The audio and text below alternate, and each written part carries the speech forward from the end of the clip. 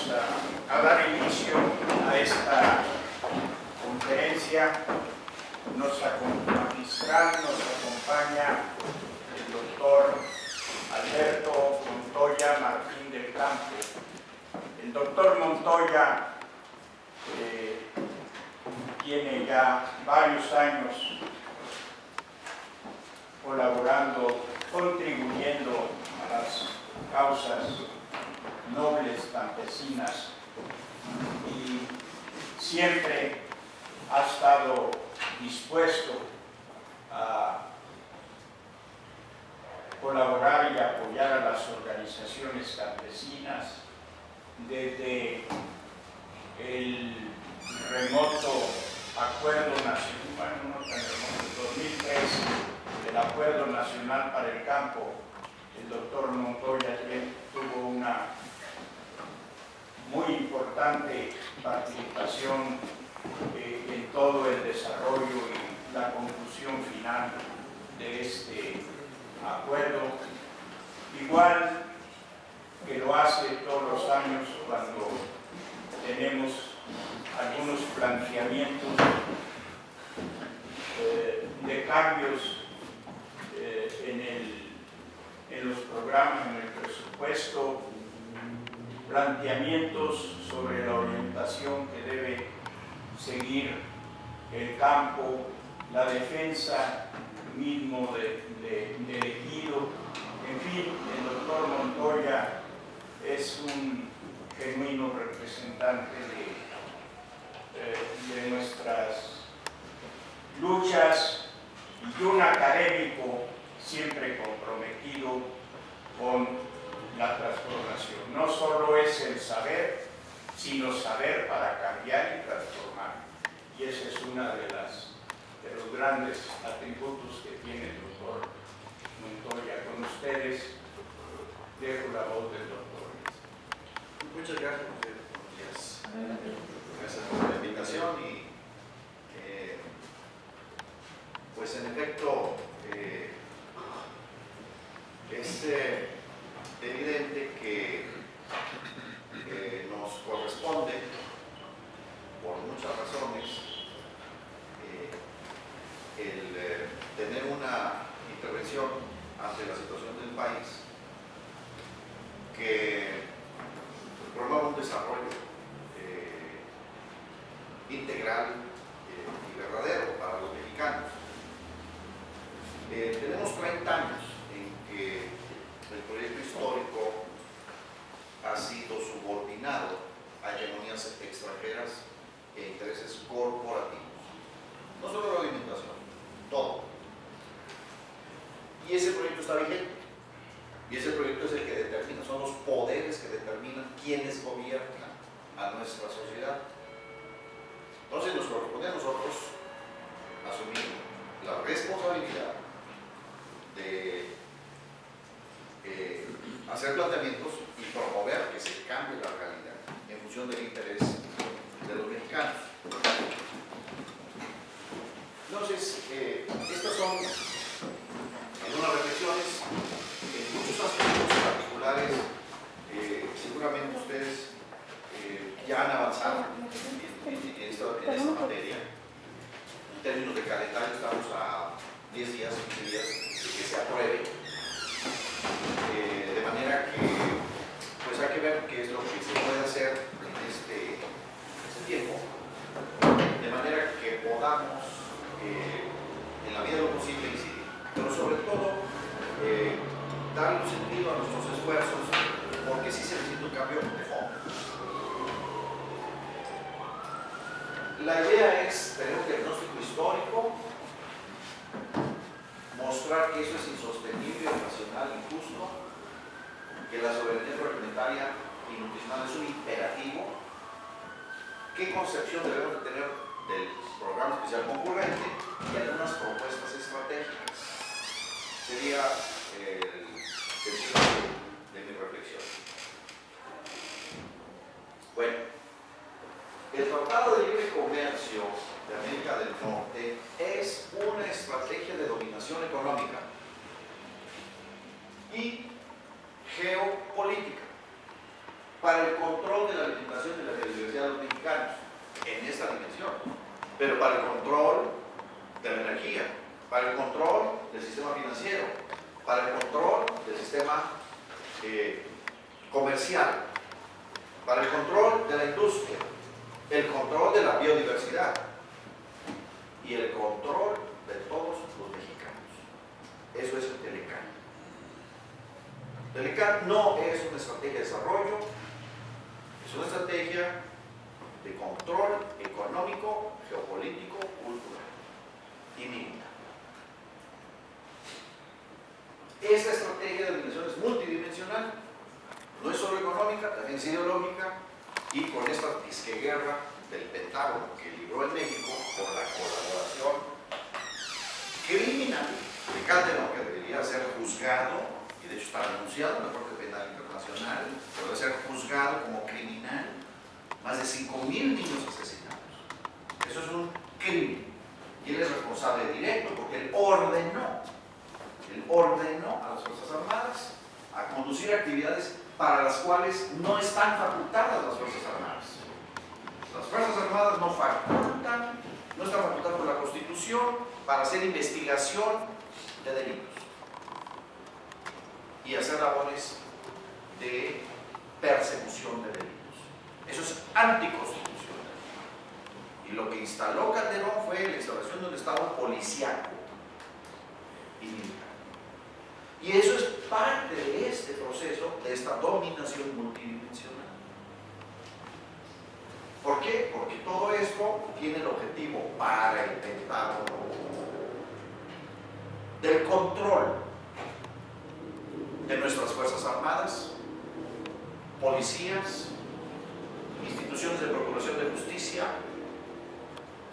cárceles, procesos ministeriales. Aquí ya hemos visto cómo con impunidad intervienen agencias de investigación policíacas estadounidenses en delitos que ocurren en nuestro país. Por ejemplo, el caso de la niña Polet, intervino el FBI haciendo investigaciones. Entonces hay una extensión de la jurisdicción de estas instituciones, del poder militar y policíaco y judicial estadounidense a nuestro territorio. Todo eso amparado en una supuesta lucha contra el narcotráfico, que no es una lucha ni busca desmantelar la economía criminal. Entonces es una estrategia de dominación multidimensional. La dependencia alimentaria destruye el pacto social nacional y profundiza la desigualdad rural, urbana y a nivel nacional. Este es un problema estructural. El tema de la alimentación no es un tema de los campesinos, es un tema de la nación. ¿Por qué? Porque todos comemos. No nada más comen los campesinos, o no nada más comen los campesinos. La alimentación es un problema de Estado. Es algo que tiene que ver con algo fundamental desde el origen de cualquier sociedad. Lo primero es comer. Sin comida no hay vida, no hay nada. Y esta estrategia ha sido pactada e impuesta en México con una coalición económica y política de intereses particulares y de corporaciones globales. Este es el núcleo duro de poder. Es lo que eufemísticamente se llama, en opinión, poderes fácticos. Es una coalición de poderes concentrados, económicos y corporativos globales. Estos poderes corporativos globales son tanto de capital nacional como de capital internacional. Cuando hablamos de capitales globales, estamos hablando también de grandes corporaciones o de grandes empresarios cuyas empresas o actividades o corporaciones tienen un alcance global. Ese es el pacto que constituye el núcleo duro del poder. Entonces, en el mundo hay distintas economías políticas. Toda economía es política. No hay economía que no sea política. ¿Por qué? Porque toda economía supone producción y distribución. ¿Y cómo se produce? Y cómo se apropia lo producido es un asunto de poder. Es por lo tanto un asunto político. No hay economía sin política. Esto de que son tecnócratas y que nada más se ocupan de la economía, pues es otra fantasía. es otra categoría y otra forma de ocultar lo que de suyo es la imposición del poder corporativo. No son tecnócratas, son representantes del poder corporativo en funciones públicas. En otras palabras, los intereses particulares y de las corporaciones se han apropiado de las facultades de lo público. Representan directamente un interés particular en funciones públicas. Y toda economía política, en concreto, se manifiesta en un pacto fiscal. En otras palabras, desde hace más de 250 años, cuando surge el proceso de la modernidad capitalista, surgen distintos pactos de producción y de distribución, y en particular el papel del Estado. Recordemos, ¿cuál fue el factor detonador de la Revolución Francesa? Un asunto fiscal. Una discusión, ¿cuáles eran las contribuciones fiscales del tercer Estado? Eso detonó la Revolución Francesa. ¿Qué fue lo que detonó la guerra de independencia estadounidense de las 13 colonias de Inglaterra? Un asunto fiscal. El asunto fiscal es el núcleo duro del pacto social, porque es el que establece cómo se capta y distribuye y procesa la riqueza y cuál es el papel del Estado en la distribución de esa riqueza a través de los impuestos. En México se ha reducido al Estado mexicano, se le ha hecho un Estado raquítico, un Estado impotente. ¿Por qué? Porque tenemos un gasto público del 24% del Producto Interno Bruto. Eso es lo que representa el gasto público. De manera que, si vemos el PEC en el marco del gasto público, bueno, ese gasto público es un gasto público raquítico e impotente. ¿Por qué? Porque es un Estado que no tiene capacidad de hacer lo que quería y proponía Adam Smith para la economía política. ¿Cuál era la definición de Adam Smith en 1776 de economía política? Es la ciencia del hombre de Estado o legislador que tiene dos objetos: que el Estado genere condiciones para que la gente cree riqueza por ella misma y que también se genere riqueza para la comunidad. Adam Smith le denomina el Commonwealth, que pudiéramos denominar el bien público o el bien universal. Entonces, ese es el objeto de la economía política: generar condiciones para que la gente cree riqueza y para que genere riqueza para la comunidad. ¿Y esto cómo se concreta? En el gasto público, en el papel del Estado, en la magnitud y funciones del Estado. Bueno, en 30 años, de un 44% del Producto Interno Bruto que representaba el gasto público en México en el año 82, ahora estamos en el 24. Se redujo 20 puntos porcentuales del PIB. ¿Qué potencia económica en el mundo tiene un gasto público del 24% del PIB? Ninguna. Ninguna. Estados Unidos tiene 32, Inglaterra el 38, Francia el 50, el capitalismo escandinavo 55%. Tienen reyes y tienen parlamentos y tienen reinas y tienen princesas y van a esas ceremonias extraordinarias con unas joyas que pueden apenas caminar con ellas. Pero en Suecia, Noruega, Dinamarca, el gasto público representa el 55% del PIB. Nosotros el 24%, y somos una república. Entonces, cuando hablamos del PEC, primero hay que entender qué ocurrió con el Estado, qué ocurrió con la economía política, qué ocurrió con el tamaño del Estado, las funciones y capacidades y recursos del Estado. Es un Estado raquítico. Cuando se habla del pacto social verdadero, deberíamos nosotros decir: si se redujo 20 puntos del PIB en los últimos 30 años, México debe tener un pacto para aumentarlo al promedio del OECD. ¿Cuál es ese promedio? 42. Varía, oscila, cambia, pero estamos hablando de ese orden de magnitud. ¿En cuánto tiempo? ¿En 100 años? Bueno, pongámosles, pero empecemos a caminar. En 200 años, de acuerdo, en 200 años lo vamos a hacer, pero vamos a caminar en esa dirección.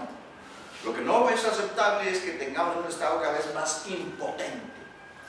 ¿Y para qué sirve un Estado impotente como este? Evidentemente esto justifica. Oye, yo quiero poner ahí un basurero. No, pues el gobierno no tiene por qué. Que venga no sé qué empresa española a que ponga basureros y tenga la concesión de los basureros en la esquina, porque no hay por qué poner un basurero. Y esas bicicletas, no, pues no, ni siquiera hay empresas mexicanas, mucho menos un servicio público. Tiene que venir una empresa de Barcelona a poner un servicio de bicicletas. Óigame, pues es una cosa muy complicada.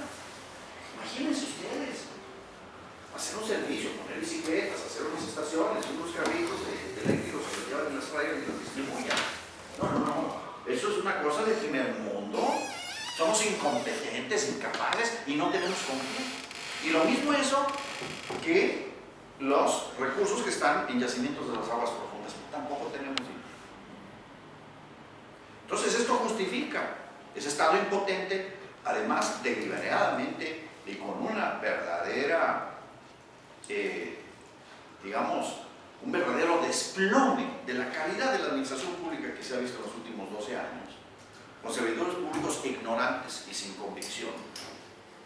Muchos de ellos vinieron a depredar lo público, a usar las instituciones públicas para convertirlos en fuentes de negocios y de distribución de riqueza y de apropiación de lo público para beneficio privado. Y en eso no hubo ninguna diferencia con otros gobiernos anteriores de otros partidos políticos. Entonces, este es el Estado que tenemos. Y ese es el Estado que los mexicanos no hemos tenido la capacidad de reconocer lo que ha ocurrido realmente, de deliberar realmente lo que ha pasado. Todo ese tipo de cuestiones y reflexiones que ahora hago nunca se discutió en ningún foro que yo haya escuchado durante las campañas presidenciales. Y eso es responsabilidad también nuestra, de los ciudadanos, quiero decirles, no es solo de los partidos políticos, es nuestra responsabilidad. También, ¿por qué? Porque no hemos hecho un planteamiento ante los procesos de representación política para que realmente veamos cuál es la realidad en la que está situado el país.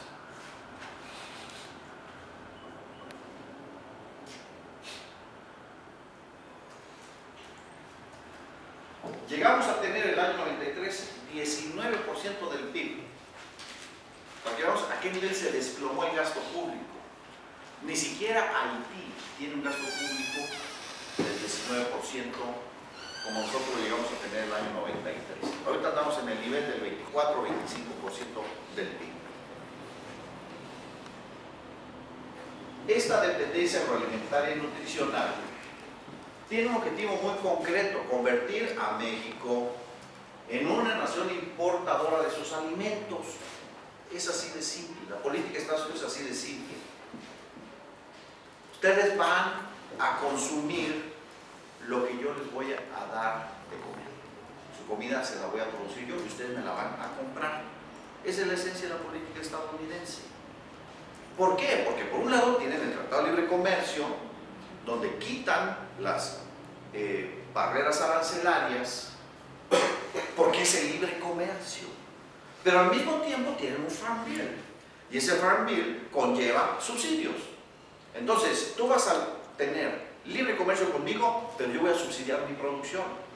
Y si ustedes observan las definiciones del Farm Bill estadounidense, ahí se integra la exportación a México como parte de su programa de producción.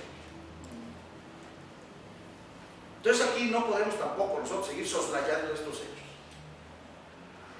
No podemos seguir en esa abulia que encontramos en los poderes públicos, en el poder legislativo, el poder ejecutivo federal, en las gobernaturas de los estados.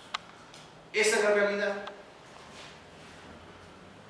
Se trata de sofocar la capacidad de alimentar a la población, que la alimentación es el bien salario fundamental. Entre la población más pobre, la gente dedica el 55% de su ingreso a comer. Obviamente, los niveles de mayores ingresos, esa proporción disminuye. Pero ¿qué proporción en México es pobre? Y pobreza. Entonces es un bien salario pero también de producir insumos industriales baratos por el Estado-Nación. Hoy, por ejemplo, la madera, hablando de Durango, somos importadores netos de celulosa. El déficit comercial en materia de celulosa es del orden de $5,000 millones. Estamos importando celulosa de Nueva Zelanda, de Chile, de otros países. Y tenemos 50 millones de hectáreas de bosques. Y somos importadores netos de celulosa. Entonces, no solamente la alimentación, son los insumos industriales. Si ustedes analizan, de las 110 cámaras y asociaciones que están confederadas en la Confederación Nacional de Cámaras Industriales, 40 de ellas procesan insumos agropecuarios. Madera, en fin, múltiples insumos agropecuarios. Suprimir la capacidad del Estado mexicano para establecer una política de fomento a la producción. Ese es el objetivo del Telecán. Tú no puedes establecer subsidios porque eso va contra el libre comercio. Pero ellos lo hacen. Y lo imponen. Por esa razón no prosperaron las rondas de negociaciones de Uruguay. Y por eso la OMC está estancada, no solamente en este tema, sino en todos los otros temas. Porque aquí ni la Unión Europea ni los Estados Unidos han rehusado a lo que han venido haciendo, que es seguir subsidiando su producción. ¿Qué porcentaje de los subsidios de la Unión Europea se dedican a la política agrícola común? Hasta hace un año o dos, 30% de todos los subsidios de la Unión Europea para la política agrícola común. Entonces, esa es la realidad geopolítica y geoeconómica de la alimentación. Entonces, aquí el veto que se hizo a la Ley de Planeación para la Soberanía y Seguridad Agroalimentaria y Nutricional en el año 2006, que fue aprobada como una demanda del movimiento campesino en 2003, en 2006 ya se aprobó en la Cámara de Diputados esa ley. ¿Y qué ocurrió en el Senado? Se canceló. En ese momento, el que era presidente de la Comisión de Agricultura, el ex senador Aguilar Bodegas, de la CNC, vetó y canceló esa ley. Y posteriormente Alberto Cárdenas, como senador, vetó esa ley. Y Eladio Ramírez, como presidente de la Comisión de Reforma Agraria o de los asuntos agrarios del Senado, sacó otro proyecto de ley de fomento agrícola o ley agrícola o algo así, donde suprime el concepto de soberanía. ¿Por qué? ¿Por qué? Si el título con el que George Bush aprobó el último Farm Bill, que ahora se denomina Food and Energy Security Law, así se llama, seguridad nacional, alimentación y energía. Y aquí no, aquí estamos en el libre comercio. Allá es seguridad nacional y aquí es libre comercio. Entonces, todo esto ha conducido a suprimir instituciones públicas de financiamiento, comercialización, distribución, de todos los aspectos que tienen que ver con el fomento productivo. En primer lugar, vemos que es un Estado sin recursos, pero también jurídicamente sin instituciones y facultades. Y, por supuesto, se trata de generar mercados externos para la producción subsidiada de Estados Unidos y expandir sus corporaciones en México, que sustituyeron a los organismos públicos. Se suprime Conasupo. ¿Y quién toma el papel de Conasupo? Cargill. ¿A manos de quién fueron a dar todas las graneleras de Veracruz y las instalaciones de Conasupo y de Bodoconsa? Corporaciones extranjeras, específicamente Cargill. Se suprime la Productora Nacional de Semillas, cuando somos centro de origen y difusión del maíz, cuando fue una creación cultural de los mesoamericanos hace 8,000 años. Entonces, todos esos bancos de germoplasma, ¿a dónde van a dar? A corporaciones extranjeras. Santo principalmente. Bueno, de eso se trata. Esa es la realidad en la cual estamos. Resultado. Estas son estadísticas que procesó la ANEC. Vean ustedes el aumento de la balanza comercial agropecuaria sin forestal y con lo forestal.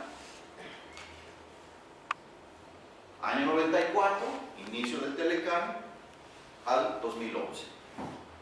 Es un déficit comercial creciente que está llegando ya con la balanza agropecuaria y forestal a los niveles de 8 o 10 mil millones de dólares anuales de déficit.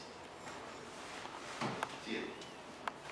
La dependencia alimentaria en granos y oleaginosas ha ido aumentando del 23, 31, 38, 36, 29, pero la tendencia es ascendente. ¿Por qué? Porque además tenemos 1 millón de bocas cada año al año adicionales que hay que alimentar. Nos nacen 1 millón de criaturas.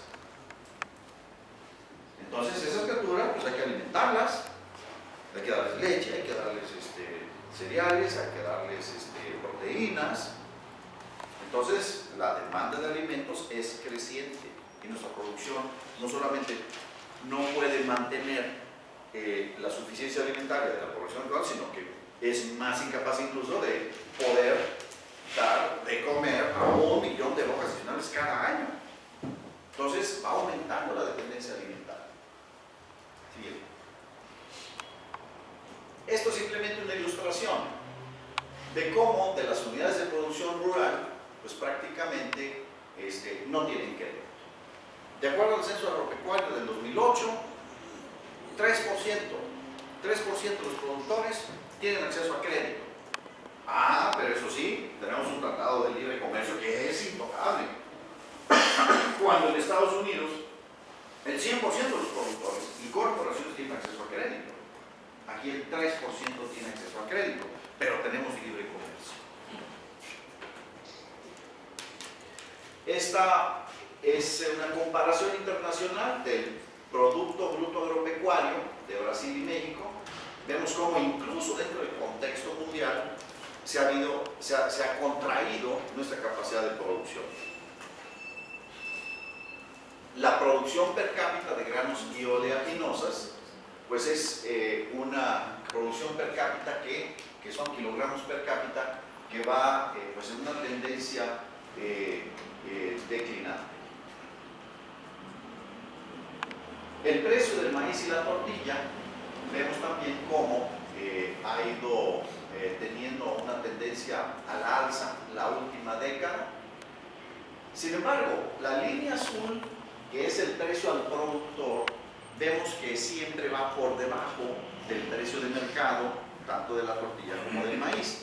¿Y cuál es el resultado de que el productor tenga ese nivel de precios? Pues es evidente que el productor se está descapitalizando. ¿Por qué? Porque el producto, el precio de mercado, no le llega al productor. Entonces hay un proceso de descapitalización del producto. Vemos cómo hay un decrecimiento del PIB agrícola, la línea roja, y del PIB agropecuario y forestal. Estos son porcentajes de crecimiento del PIB del 2007 al 2011, teniéndose tasas negativas los últimos años, donde además están los fenómenos climáticos que nos han estado afectando. Pero también vemos a nivel de toda la economía cómo nos hemos convertido en un país importador y en donde esos bienes de uso intermedio, están representados ahí gráficamente por lo verde, ha ido aumentando. Por ejemplo, este vaso pues, tiene plástico. Y este plástico es importado, a pesar de que tenemos un poco de petróleo. No somos país petrolero, tenemos un poco de petróleo.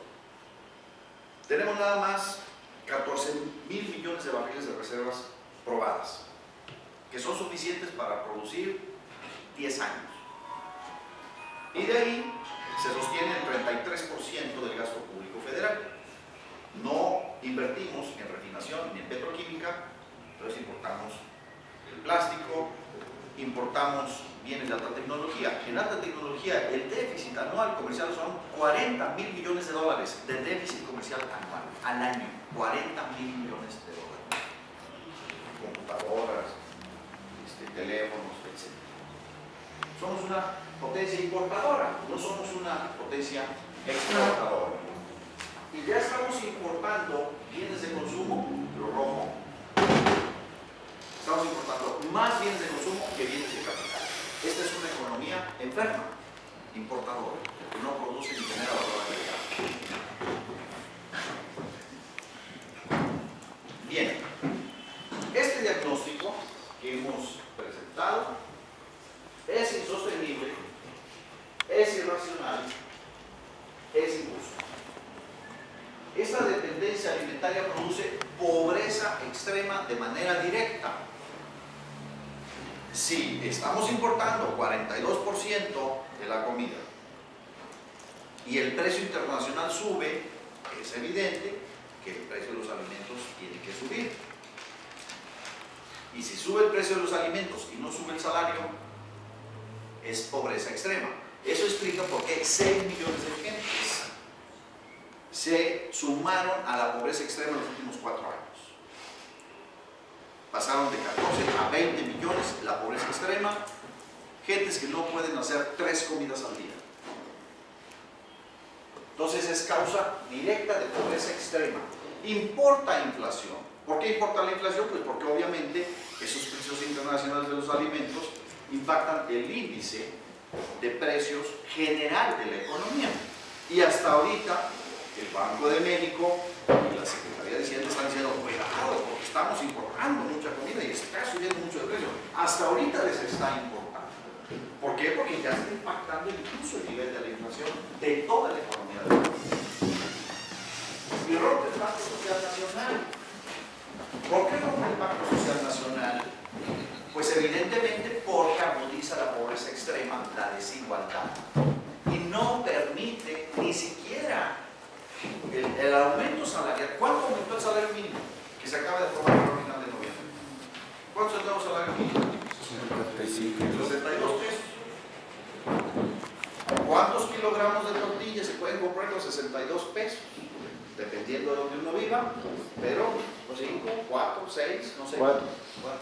Kilos de huevo, pues también dependiendo. 2. Y no al mismo tiempo, O come huevo o tortilla, pero no pueden los dos al mismo tiempo, porque tampoco. Entonces, eso rompe el pacto social. O sea, es lo que no se quiere entender, lo que no se quiere comprender. Y es lo que muchos jóvenes, y bueno, pues como pueden, se expresan de una forma o de otra, y vemos múltiples brotes. Evidentemente, eso rompe la credibilidad de cualquier institución. O sea, ¿cómo puede una sociedad mantener un orden social cuando pues, no hay las condiciones mínimas para vivir, para ganar la vida? Entonces, esto es un asunto fundamentalmente también ya político. Entonces, es irracional mantener la apertura y reducir aranceles ante la evidencia de los subsidios estadounidenses y europeos. Pero, ¿qué secretario? El señor Ferrari, ¿verdad?, que estaba ahí de secretario, y los anteriores, y los subsecretarios y las subsecretarias que han estado ahí, pues no están para servirnos a los mexicanos. Esa política comercial no está para servirnos a nosotros. ¿Para qué están? El 50% del comercio mundial es un comercio intrafirma.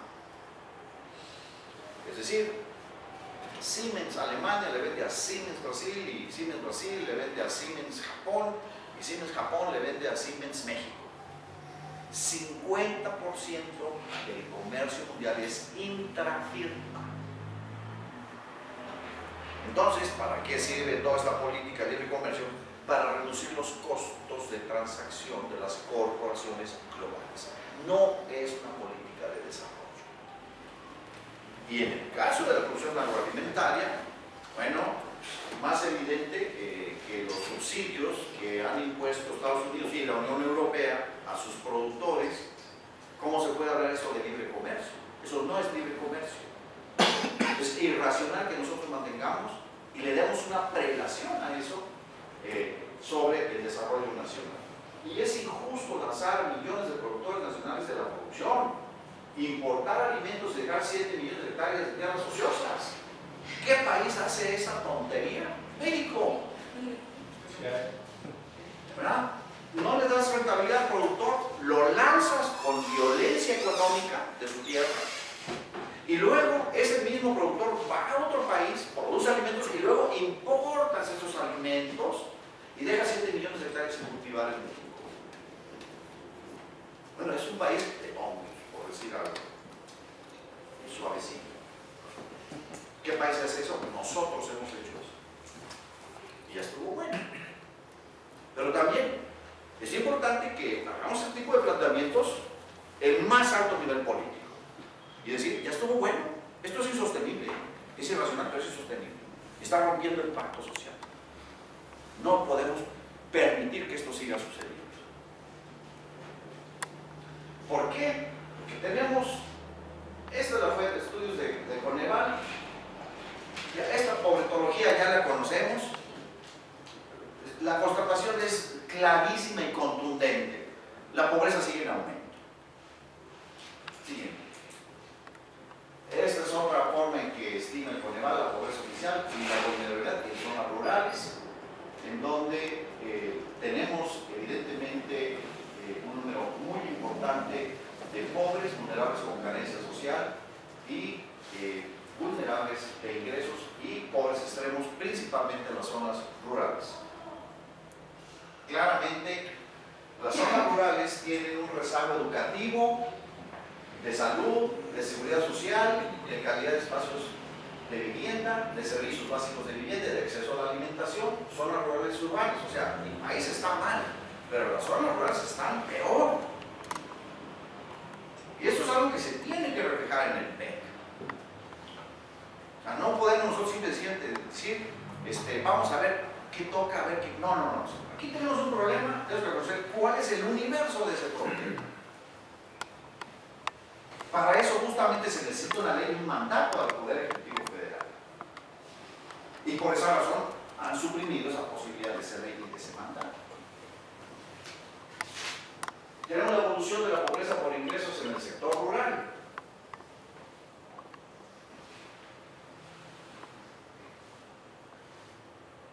El aumento de los precios internacionales. La línea roja es alza de los precios de los bienes agropecuarios, que es 3 veces mayor que la inflación. De manera que el índice general de precios, que es la línea azul, ahora está siendo impulsada por el aumento de los precios agropecuarios. Ahora sí, entonces están preocupados el Banco de México y el comercio y la economía en todos lados. ¿Por qué? Porque está afectando hasta la inflación del país. Mientras hubiera millones de pobres, no hubiera. Pues ahí denles cacahuates, y si no, pues denles unos garrotazos. Pero no lo vamos a resolver. No, ahora sí les empieza a preocupar. ¿Por qué? Porque además, los precios internacionales esos están siendo afectados por factores externos que son muy probablemente factores que van a permanecer en los próximos años. La soberanía agroalimentaria y nutricional es un imperativo constitucional, político y económico para el Estado mexicano. Para el Estado mexicano, recuperar y mantener la soberanía agroalimentaria y nutricional no es una opción, es un imperativo, lo tiene que hacer, no hay de otra. En primer lugar, está el mandato de la Constitución, en donde está el artículo primero de la Constitución, en donde se reconoce la obligación del Estado de garantizar los derechos humanos, así como aquellos convenios en materia de derechos humanos suscritos por la nación. Y en esos convenios está, desde luego, el derecho humano a la alimentación. Es un mandato constitucional. Y ese mandato constitucional debe de hacerse prevalecer sobre el Tratado de Libre Comercio. La Suprema Corte dio una jurisprudencia, dice la Suprema Corte, que en la jerarquía de la ley está la Constitución, tratados internacionales, leyes federales. De hecho, Los tratados de libre comercio están, de hecho, sobre la Constitución. De hecho. Jurídicamente, la Suprema Corte está debajo de la Constitución. ¿Pero qué quiere decir? Que la conformación de un nuevo poder legislativo puede aprobar cualquier ley, menos una ley que se oponga a los tratados internacionales. Entonces ya es un poder legislativo limitado. Es un poder legislativo castrado. En Estados Unidos, el sistema jurídico no es de aplicación, autoaplicación. Hay sistemas jurídicos autoaplicativos y no autoaplicativos. En el caso de México, la Constitución dice que será ley suprema de la Unión, la Constitución y sus leyes, y los tratados internacionales firmados por el Ejecutivo y ratificados por el Senado se convierten en ley suprema. En Estados Unidos no es así. Estados Unidos suscribe un tratado y luego ese tratado se convierte en materia prima para su poder legislativo. Para que ese tratado tenga vigencia, tiene que ser aprobado por su poder legislativo. No es automático, no es autoejecutivo. Para nosotros sí. Entonces aquí de entrada hay una asimetría jurídica. Entonces, el Estado mexicano está imperado por la Constitución. No es un asunto opcional. No es yo considero que quiero hacer esto o prefiero, o mi decisión política es, no señor, hay un imperativo constitucional. Y ese es garantizar el derecho humano a la alimentación. En donde el Estado debe reconocer como sujeto principal de la soberanía alimentaria a la propiedad social. La propiedad social hoy representa 112 de 195 millones de hectáreas del territorio total del país. Más de la mitad es propiedad social. Y ahí es en donde está la mayor capacidad productiva, social, de biodiversidad, de recursos, etc. De manera que tenemos recursos y capacidad para poder producir nuestra comida. No tenemos por qué tener una política de dependencia alimentaria. Es injustificable desde todos los puntos de vista. Y es un asunto de seguridad nacional. ¿Por qué es un asunto de seguridad nacional? Bueno, pues porque evidentemente lo primero que debe garantizar el Estado mexicano es la alimentación, pero una alimentación accesible y para todos los mexicanos. Cuando tenemos la evidencia de 20 millones que no tienen la capacidad de comer 3 veces al día, bueno, evidentemente es un asunto de seguridad nacional y es inaceptable, absolutamente inaceptable que esta situación se mantenga y peor aún, se siga profundizando. Las premisas de la dependencia agroalimentaria, que eran insostenibles hace 3 décadas, cuando se firmó el Tratado de Libre Comercio, desde entonces ya no eran sostenibles. Ahora es una locura. ¿Por qué es una locura mantener esta política de apertura? En primer lugar, porque el cambio climático afecta a la producción de una manera impredecible, en México y en el mundo. En Rusia, como ustedes saben,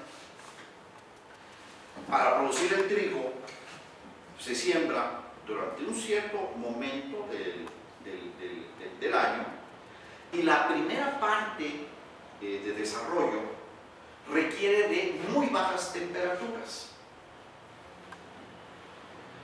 Si no hay esas bajas temperaturas, el trigo no se da. Con el calentamiento global en esos territorios no se dio el trigo.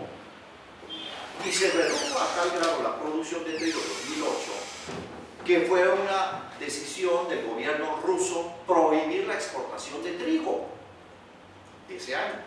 Y eso detonó un aumento en otros granos, como el maíz, el arroz y otros. Después se recuperó y ya aumentó la producción. Pero son cambios climáticos impredecibles. ¿Cuándo habíamos tenido los problemas climáticos en Sinaloa que hemos observado en los últimos años? Son cosas novedosas. Entonces, hay problemas a nivel global de cambio climático, entonces nos obliga a no partir de una premisa falsa de que hay abasto y producción en el mundo. Eso no es cierto. ¿Cuántas veces escuchamos a secretarios de Agricultura decir, bueno, no hay problema, nosotros estamos aquí entre el mayor mercado del mundo y podemos acceder a ese producto? Bueno, en primer lugar, no estamos seguros de que podemos acceder. Y en segundo lugar, no estamos seguros de que vamos a acceder a un precio inferior. Ninguna de estas dos premisas se puede sostener hacia el futuro. Los aumentos de estos precios no llegan a los productores. Sí aumentan los precios internacionales, e incluso en Estados Unidos se está revisando el Farm Bill para reducir los subsidios y los apoyos. Pero en el caso de México, esos aumentos de los precios no llegan a los productores. ¿Por qué? Porque el aumento de los precios de los insumos es muy significativo. Nada más veamos cuánto ha aumentado el precio de las semillas, el precio de los fertilizantes, el precio de las gasolinas y energéticos, el precio de los servicios, etc. Los precios internacionales tenderán a seguir subiendo por razones demográficas, de cambios de patrones de consumo, de políticas de otros países y especulación.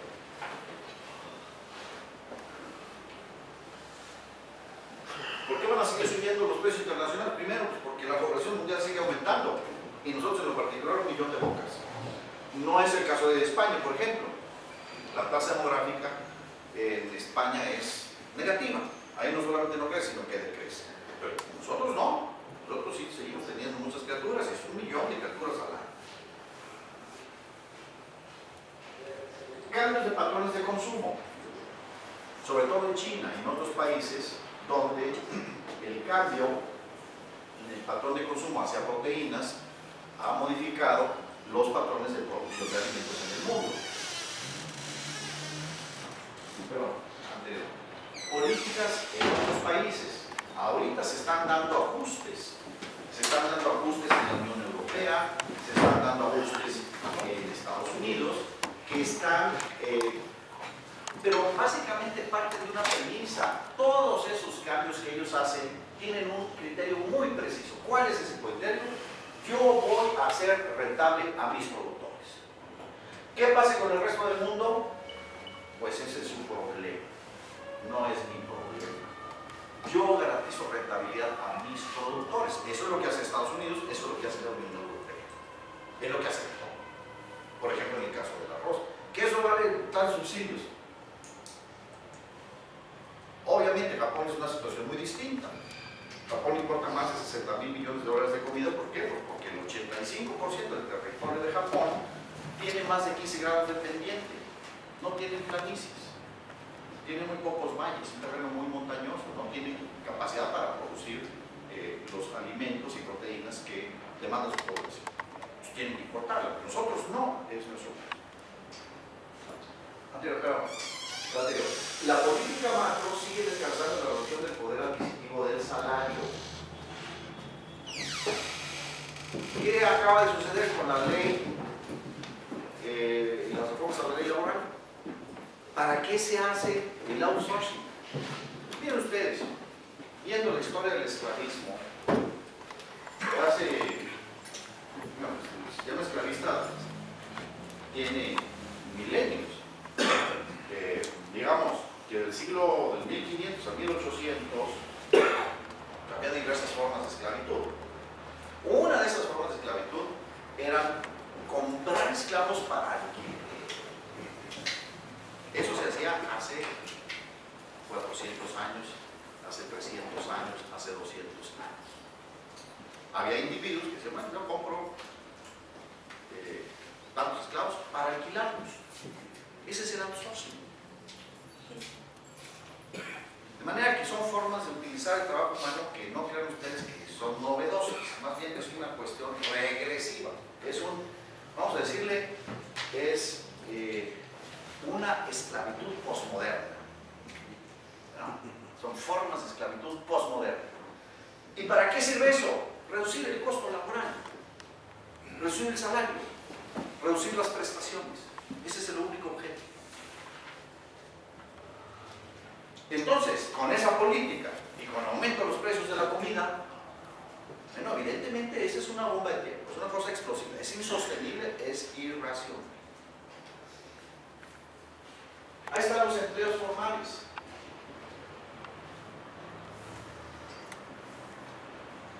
Antes,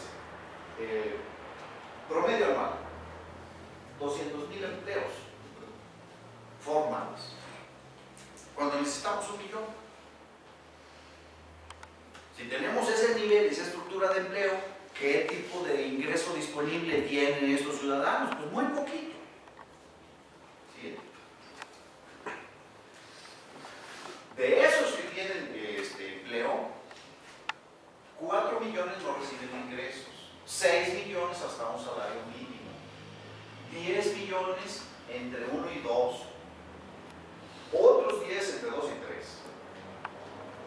Súmenle 10, 20, 30 millones que ganan menos